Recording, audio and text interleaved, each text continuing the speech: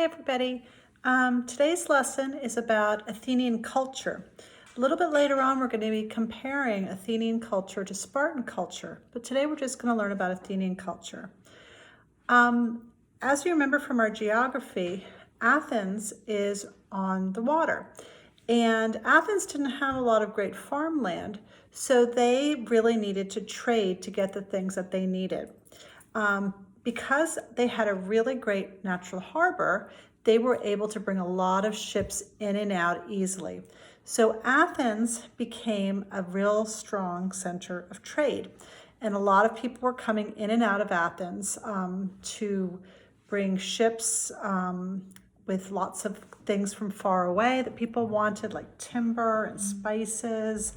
And then they were also loading ships with things like olive oil, pottery, wine, wool, all kinds of things that the Greeks were able to produce. And because all these different ships were coming in and out, Athens was a place where a lot of people from different places were visiting. So it became a place that was very cultured. People were really interested in what was going on in the outside world, and they were meeting a lot of people who could tell them about that. Athens became a place where new ideas were welcome, and people were really interested in learning and trying new things.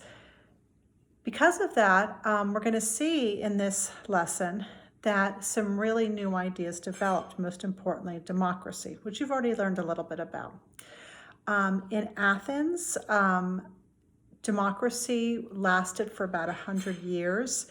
Only free men who were born in Athens were able to be citizens. That meant that no woman could be a citizen, no slave could be a citizen, and nobody who had moved to Athens from somewhere else could be a citizen either. So it really wasn't a lot of the people. But every citizen, so every free man, could participate in government.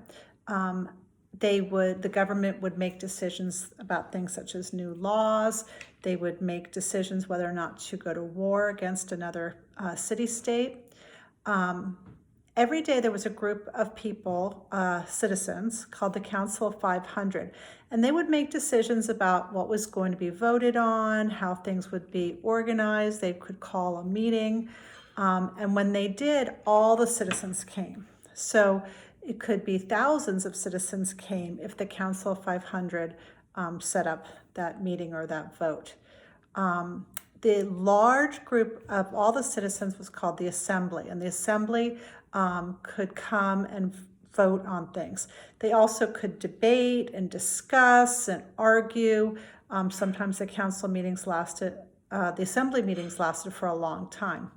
Eventually they would vote on issues, and then sometimes they would vote again and change their minds about things.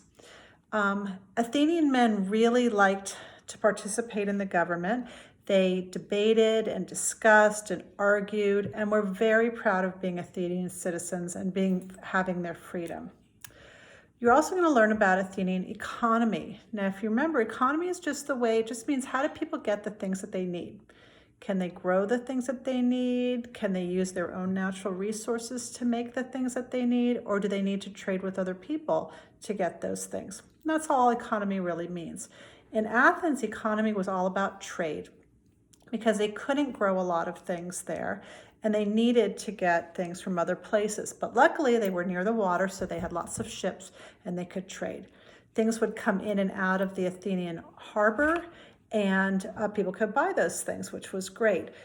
They would go to a place called the Agora to buy. The Agora was the big center of shopping in Athens, and in every city-state there was an agora. And when people went there, they would shop, but they would also talk to each other and socialize. The men would debate political issues. There were often temples there where people could go and worship. Sometimes there were gymnasiums there where people could go and work out. So there was a lot going on at the agora. Athenians made their own coins. The coins were like our coins. On one side, they might have a picture of a person like Athena. And on the other side, they might have another picture. So, for example, you're going to see that on the other side of Athena's coin was her owl, which was her symbol, which is also why we think of owls as being wise, because they were the symbol of Athena, who was the goddess of wisdom.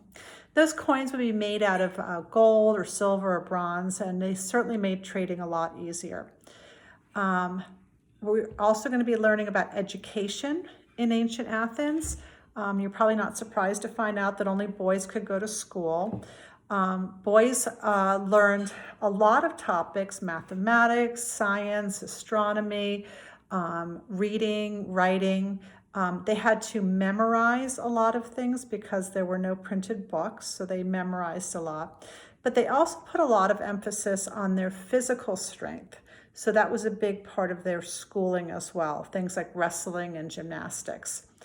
They learned how to play the lyre, they learned how to sing, so music was important as well. At 18, they finished school and they could join the military, and they had a separate training to be part of the military. Now, girls could not participate in any of that. They stayed home and they learned how to do household chores like cooking and sewing and cleaning, taking care of children, so forth. You're also going to focus on the rights of women and slaves in ancient Athens. So women didn't have a lot of rights in ancient Athens. They didn't have the freedoms that other ancient women had. They were not allowed to own land.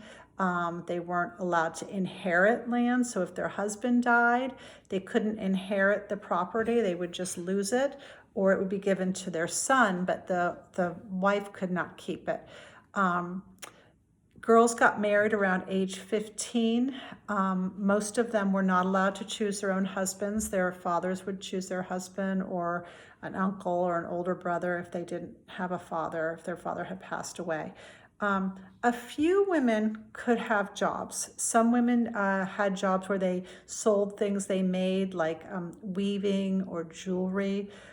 Some lucky women were able to be priestesses, and that was really good because, as you know, priests have a lot of power. So, but that was rare, but it did happen. So some women had that option, but most women just spent their days running their household, taking care of their children. There were a lot of slaves in ancient Athens. The slaves came from other places that the Athenians had fought and brought some of the people back as slaves. Some slaves worked in the household, helping rich women run their household. Some slaves were very well educated and actually were the teachers of the children of wealthy people. Some were artisans, some worked on farms, some worked making goods in like sort of a factory type setting.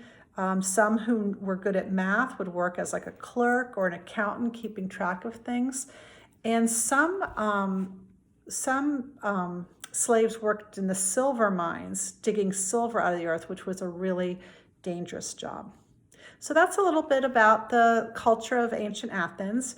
And now you're going to be doing a few things. You're going to watch an Edpuzzle. You're going to watch a slideshow that I created, and you're going to take some notes. Bye.